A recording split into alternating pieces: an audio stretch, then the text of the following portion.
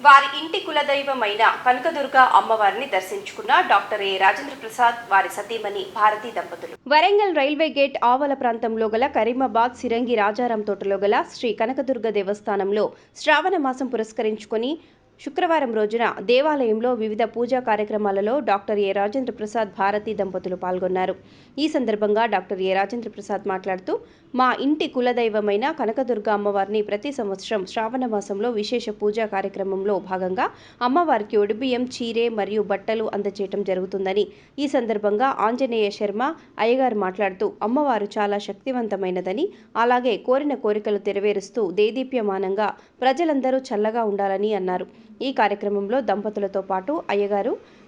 లకుంరాజు,